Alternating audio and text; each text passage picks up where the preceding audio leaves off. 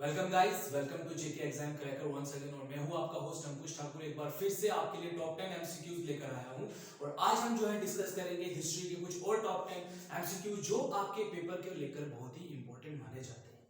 बहुत सारे बच्चों का ये कमेंट्स आते हैं कि सर जो है रिवॉल्ट से आगे के जितना भी सिलेबस है वो हमारे जो जेके दी ने मेंशन किया हुआ है। तो ठीक है गाइस, हम उसी से आगे जो है वो आपके आज के एमसीक्यूज कर रहे हैं। और इन एमसीक्यूज को आप जितना हो सके शेयर कीजिए अपने फ्रेंड्स के साथ, खुद भी आप पढ़िए। आई होप कि ये सब जो है आपके लिए काफी ज्यादा बेनिफिशियल रहे और आपके एग्जाम में आपको ढेर सारी जो है वो हेल्प करें। आज जो हमने लास्ट वीडियो में जो हमने वीडियो आपको दी थी उसमें हमने थोड़ा बहुत डिस्कस किया था जो आपके आईएनसी वगैरह के बारे में। नाउ आज हम जो है वो डिस्कस करेंगे आपके जो मूवमेंट्स इंडिया में चल रही हैं। ठीक है, नेशनलिज्म जो है अब इंडिया में किस तरीके से स्टार्ट होता है और कौन कौन से रिवोल्ट या कौन कौन से हमारे यहाँ पर ब्रिटिशर्स के द्वारा जो है हमारे नेशनलिज्म को रोकने के लिए जो हथकंडे अपनाए गए थे, आज उन्हीं के बारे में हम लोग जो है वो डिस्कस करने वाले हैं। ठीक है गाइस, तो ध्यान से इस वीडियो को देखिए और इस वीडियो को जो है सबसे पहले तो आप एक स्क्रीनशॉट ले लीजिए ताकि आपको जो है इसका बेनिफिट जो है वो मिल सके। ओके गाइस, तो आई होप कि आपने अभी तक जो है इसका स्क्रीनशॉट जो है वो ले लिया है। तो चलिए टाइम ना वेस्ट करते हुए हम लोग जो है अपना क्वेश्चन नंबर फर्स्ट से जो है वो स्टार्ट करते हैं। सो गाइस, पहला क्वेश्चन जो आ रहा है आज आपका वो है in the context of the Indian freedom struggle. ठीक है, जब इंडिया में फ्रीडम स्ट्रगल चल रहा है 16th of October 1905 is well known for which of the following reason. इनमें से कौन सा रीजन जो है कौन सा जो 16 अक्टूबर 1905 को क्या हुआ था। ठीक है, इनमें से क्या रीजन रहा था उस दिन। सबसे पहले बोल रहे थे formal proclamation of Swadeshi movement was made in Calcutta town hall. दूसरा, partition of Bengal come into effect, या Dadabhai Naoroji declared that the goal of the INC was Swaraj, Lokmanya Tilak started Swadeshi movement. ये गाइस आईएएस प्री 2009 में क्वेश्चन पूछा गया था। ठीक है, ठीक है, क्वेश्चन में क्या पूछा गया है कि इनमें से कौन सी, जब हमारे इंडिया में फ्रीडम स्ट्रगल चल रही है तो इनमें से कौन सा इंसिडेंट या कौन सा फैक्ट जो है वो 16 अक्टूबर 1905 को हुआ था। So the right answer is partition of Bengal. ठीक है गाइस, याद रखिए क्या हुआ था 16 अक्टूबर 1905 को क्या हो रहा है आपका पार्टीशन ऑफ बंगाल हो रहा है, मतलब कम इनटू इफेक्ट में आ जाता है। ठीक है गाइस, डेट क्लियर हुई इसकी। Next, Which movement started after the partition of Bengal? जैसे ही पार्टीशन ऑफ बंगाल हो जाता है तो पार्टीशन ऑफ बंगाल तो ब्रिटिशर्स का स्टेप था, हमने उसके जो है ऑपोजिशन में जो है या ऑपोजिट में क्या मूवमेंट इंडिया में स्टार्ट कर दी। Your options are civil disobedience movement, Swadeshi movement, non cooperation movement और क्विट इंडिया मूवमेंट, जिसको भारत छोड़ो आंदोलन भी कहते हैं। So guys, the right answer is Swadeshi movement. याद रखिए स्वदेशी मूवमेंट ब्रिटिशर्स ने जैसे ही 16 अक्टूबर 1905 को जो है पार्टीशन ऑफ बंगाल जो है वो घोषित कर दिया, हमने उसी साल जो है उसी साल क्या है आपका स्वदेशी मूवमेंट भी जो है वो स्टार्ट कर दिया। क्यों? क्योंकि हमने कहा कि यार इन्होंने जो है वो गलत किया है और हमने उनके ऑपोजिशन में स्वदेशी मूवमेंट जो है वो इंडिया में स्टार्ट कर दिया। स्वदेशी मूवमेंट क्या होता है ये मैं पहले भी वीडियो में अपने बता चुका हूं, एक बार नहीं 2-3 बार जो है मैं वीडियो में इस चीज को डिस्कस कर चुका हूं। तो आई होप कि आपको ये चीज भी क्लियर हुई। So guys, next question आ रहा है, नाम the viceroy of India concern with Bengal partition. कहता है जब बंगाल की पार्टीशन इंडिया में हुई, आपको याद है कि इंडिया में क्या होता था, ब्रिटिशर्स का एक ऑफिसर अपॉइंट होता था जिसको वायसरॉय ऑफ इंडिया कहा जाता था। बिफोर 1857 से पहले, रिवोल्ट से पहले, उसको जो है वो किस टाइटल, कौन से टाइटल से जाना जाता था, गवर्नर जनरल ऑफ जो है वो होता था बंगाल का, मैड्रास का एंड जो भी उधर का इंडिया का होता था गवर्नर जनरल। ठीक है, लेकिन उसके बाद इसकी पोजीशन जो है उसको चेंज करके वायसरॉय ऑफ इंडिया कर दी थी। लेकिन मतलब जब पार्टीशन हुआ तो पार्टीशन के बाद या पार्टीशन के टाइम पर कौन सा वायसरॉय था इंडिया का। Option are lord Hardinge, lord Curzon, lord Lytton और लॉर्ड मिंटो। तो ठीक है गाइस, इसका ऑप्शन क्या है, इसका ऑप्शन है option B, that is lord Curzon. ये तो आप बचपन से ही सुनते आ रहे होंगे या आपने सुना भी होगा बार बार कि लॉर्ड कर्जन ही थे जिसने जो है पार्टीशन ऑफ बंगाल जो है उसको सर अंजाम जो है वो दिया था। आई होप कि गाइस ये तीनों क्वेश्चंस के आंसर आपको जो है वो ज़बानी याद रहे होंगे, आप कभी भी इन चीजों को भूल नहीं पाओगे। नेक्स्ट क्वेश्चन आ रहा है guys, question number 4, who among the following led the agitation against the partition of Bengal. जैसे ही पार्टीशन ऑफ बंगाल जो है वो हो जाता है, इनमें से कौन है जिसने जो है एकदम से एजिटेट किया कि पार्टीशन ऑफ बंगाल जो है इट इज, ये जो है वो सही डिसीजन नहीं है ब्रिटिशर्स का। ब्रिटिशर ने बिल्कुल जो है वो गलत स्टेप जो है वो उठाया है। Options are Surendranath Banerjee, CR. Das, Rabindranath Tagore और आशुतोष मुखर्जी। तो right answer is your option A, that is Surendranath Banerjee. So Surendranath Banerjee ऐसे पहले जो है इंडियंस थे जिन्हें जो है किसको जो है एजिटेट किया कि पार्टीशन ऑफ बंगाल जो है वो बिल्कुल भी जो है वो सही डिसीजन नहीं है ब्रिटिशर्स का। नाउ नेक्स्ट क्वेश्चन जो आ रहा है, partition of Bengal was done mainly for, very important question, कि पार्टीशन बताइए कि जो पार्टीशन अंग्रेजों ने की थी बंगाल की, उसके पीछे का रीजन क्या था, कॉज क्या था? To divide the Hindu and Muslim, क्या हिंदू और मुस्लिम्स को डिवाइड करने के लिए ऐसा किया गया था, या एडमिनिस्ट्रेटिव कन्वीनियंस के लिए किया गया था, और to weaken the growth of nationalism in Bengal, और for the development of the Bengal? देखिए गाइस, इसमें दो चीजें आपने समझनी है। आंसर इस है इसका answer C, to weaken the growth of nationalism in Bengal. Bengal में जिस तरीके से नेशनलिज्म को प्रमोट किया जा रहा था, तो अंग्रेज इस चीज से काफी डर गए थे और उसी के लिए उन्होंने पार्टीशन ऑफ बंगाल जो है वो किया। ये रियलिटी है। बंगाल जो ब्रिटिशर्स थे उन्होंने अपनी प्रोटेक्शन में क्या कहा, या अपने जो है हवाले में क्या कहा, अपने आप को बचाने के लिए कि नहीं, हम इसको किस लिए कर रहे हैं, एडमिनिस्ट्रेटिव कन्वीनियंस के लिए कर रहे हैं, क्योंकि बंगाल बहुत बड़ा एरिया है और इतने बड़े एरिया को हम एडमिनिस्ट्रेशन जो है वो नहीं कर सकते, इसलिए हम इसको डिवाइड कर रहे हैं ताकि जो है हम इसको अच्छे से इसकी जो है वो देखभाल या एडमिनिस्ट्रेशन इसकी कर सके। लेकिन आपसे क्वेश्चन पूछ रहा है कि मेनली डन क्यों किया गया था ना, तो हमने इसको इंडियन पर्सपेक्टिव से पढ़ना है। सो इसको किया गया था आपके ऑप्शन सी से, to weaken the growth of nationalism in Bengal. ये इसका राइट आंसर है।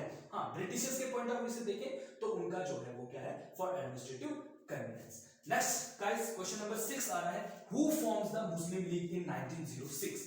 1906 में जो है मुस्लिम लीग फॉर्म होती है, लेकिन इसको फॉर्म कौन करता है? ठीक है, इसके ऑप्शंस हैं आगा खान एंड नवाब सलीमुल्लाह, मौलाना आजाद, हजरत मोहिनी, या मोहम्मद अली एंड शौकत अली। ये तो बिल्कुल भी नहीं है, ठीक है, ये इस खिलाफत मूवमेंट में थे ये लोग, एंड हजरत मोहिनी थे।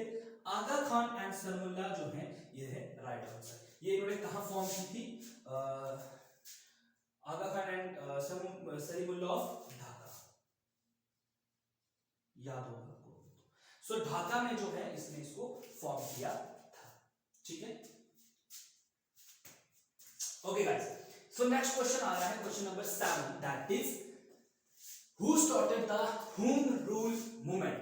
अब होम रूल मूवमेंट जो है वो इंडिया में 1916 में स्टार्ट की गई थी बाय किसके द्वारा?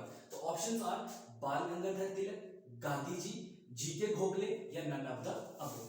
सो the option is option B, ठीक है। इसमें क्या है, बाल गंगाधर तिलक के द्वारा जो है होम रूल मूवमेंट इंडिया में स्टार्ट की गई थी। इसमें एनी बेसेंट का भी जो है वो बहुत बड़ा इंपॉर्टेंट रोल जो है वो माना जाता है। तो नेक्स्ट अगर हमारा जब इसके ऊपर एमसीक्यू लेंगे हम उसमें एनी बेसेंट का जो है वो रोल भी डिस्कस करेंगे। सो गाइस, नेक्स्ट क्वेश्चन जो आ रहा है, ठीक है, ये याद रख लीजिए, होम रूल मूवमेंट कब आई है? 1916 में। नेक्स्ट जो मैं उसमें डेट भी पूछूंगा, इसमें मैं क्वेश्चन थोड़ा घुमा के आप तक जो है वो ले आऊंगा, ठीक है ना। सो नेक्स्ट क्वेश्चन आ रहा है, question number 8, when did Simon commission arrive in India? ठीक है, ये थोड़ा समझने वाला क्वेश्चन है। ये देखिए, इंडिया में इसकी डेट आती है 1928 अराइव की, है ना, ठीक है, अराइविंग डेट, ठीक है, याद रखना अराइविंग। फॉर्मेशन की डेट है, ये फॉर्म्ड कब होता है, ठीक है, ये फॉर्म्ड होता है 1927 में लंदन में, और इंडिया में कब पहुंचता है ये? 1928 में। अगर आपको फॉर्म्ड की पूछते हैं, ठीक है, ठीक है, सो अगर आपको फॉर्मेशन पूछ रहा है कि साइमन कमीशन फॉर्म्ड कब हुआ, दैट इज 1927, और अराइविंग इंडिया कब हो रहा है, दैट इज 1928, एक साल बाद। तो कंफ्यूज नहीं होना गाइस इसमें, ठीक है। 1927 में फॉर्म हो रहा है और 1928 में इंडिया पहुंच रहा है, ठीक है। आई होप कि ये चीज भी जो है वो आपको समझ आई हो।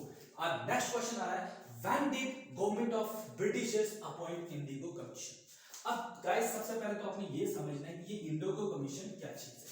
अगर आपने बात सुनी होगी इंडिगो रिवॉल्ट की, जिसकी डेट आती है 1859 और 60 के बीच में ये रिवॉल्ट हुआ था, और ये रिवॉल्ट कहां पर हो रहा है? बंगाल में हो रहा है। और इस रिवॉल्ट के होने की वजह क्या है कि ब्रिटिशर्स ने ना लोगों को क्या कर दिया था, प्रेशराइज, जितने भी फार्मर्स थे उनको प्रेशर डालते थे कि आप जो है वो सिर्फ और सिर्फ इंडिगो उगाएंगे। क्यों? क्योंकि इंडिगो की डिमांड ब्रिटिश में बहुत ज्यादा थी और वो इंडियन फार्मर्स को क्या कर रहे थे, बार बार कह रहे थे कि आपको इंडिगो जो है वो उगाना। अब इंडिगो उगा, जिस खेत में आप उगाओगे ना, वो फर्टिलिटी को बहुत कम कर देता है ना, जिससे ये लोग क्या कर रहे थे, इनकी जो मिट्टी की फर्टिलिटी थी वो कम हो रही थी और प्रोडक्शन जो है वो दिन ब दिन कम हो रही थी। और इनको खाने की चीजें जो इनको पर्सनल यूज के लिए चाहिए होती थी, कमर्शियल क्रॉप जो ये लोग उगा रहे थे पर्सनल यूज के लिए, है ना, तो सब्सिस्टेंस जिनको हम कहते हैं, कमर्शियल तो इंडिगो आ गया, सब्सिस्टेंस जो एग्रीकल्चर थे उसके लिए ये लोग जो है उनको बिल्कुल भी सब्सिस्टेंस एग्रीकल्चर नहीं करने दिया जाता था। और फिर तंग आकर जो है इन्होंने क्या कर दिया था, जो है वो रिवॉल्ट कर दिया था। इस रिवॉल्ट की अगर मैं बात करूं, इसमें जो मेजर रोल प्ले करने वाले थे वो थे दीनबंधु मित्रा, हरीश चंद्र मुखर्जी और भी बहुत सारे पर्सनालिटी जो है वो इसमें जो है जिन्होंने पार्टिसिपेट किया हुआ है। सो इंडिगो रिवॉल्ट कब होता है आपका? इंडिगो रिवॉल्ट की डेट है 1860, ठीक है, जैसे मैंने इधर ही बता दिया 59 और 60 में ये रिवॉल्ट हुआ था।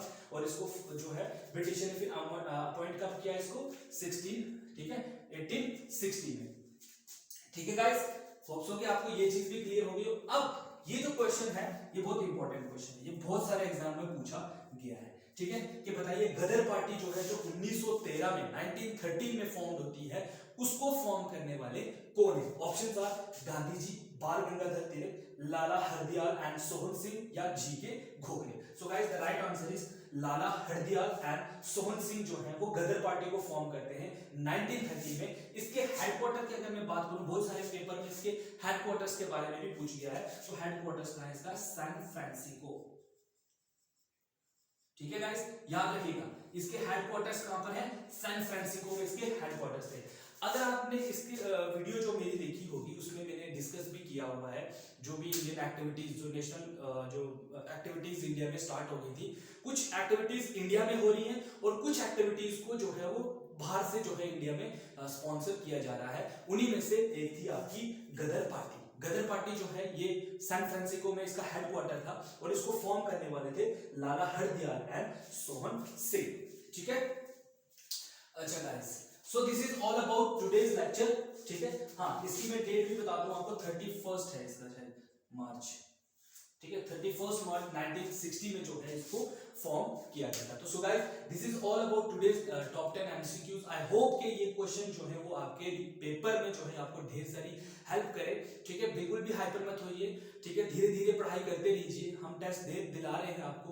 मैं चाहता हूं कि मेरी इस मंथ तक, इस फैब में जो है नियर अबाउट 50 या जितने भी हमारे लेक्चर जो है 20 अगर 28 डेज है तो 28 एमसीक्यूज मेरे इसमें रहेंगे, ठीक है। नेक्स्ट भी मेरा हर मंथ जो है वो 30 जब तक आपके एग्जाम नहीं होते हम लोग जो है कंटिन्यूसली आप तक जो है एमसीक्यूज की सीरीज जो है वो लेके आएंगे, ताकि उन बच्चे, वो बच्चे जो कमेंट करते हैं जिन्होंने पढ़ा हुआ है ऑलरेडी ही, ठीक है, उनको इसमें हेल्प हो सके। और जो बच्चे अभी स्टार्ट है, जिनके लिए थोड़ी नई चीज है, वो हमारे ऑफलाइन बैच को भी ज्वाइन कर सकते हैं या हमारे जो ऑनलाइन बैच है उसको भी ज्वाइन कर सकते हैं। हमारे जो इसमें YouTube में है उसमें हमारा जो लिंक है वो दिया हुआ है, आपके पास कॉन्टैक्ट नंबर दिया हुआ है, आप कॉन्टैक्ट कर सकते हैं शुभम सर के लिए। अगर आपको ऑफलाइन बैच स्टार्ट करना है ऑफलाइन के लिए भी, और अगर आपने ऑनलाइन बैच स्टार्ट करना है तो ऑनलाइन बैच भी आप स्टार्ट जो है ज्वाइन कर सकते हो। सो गाइस दिस इज आज के लिए बहुत है, तो इसको ध्यान से पढ़िए, ठीक है, मेहनत कीजिए, ठीक है।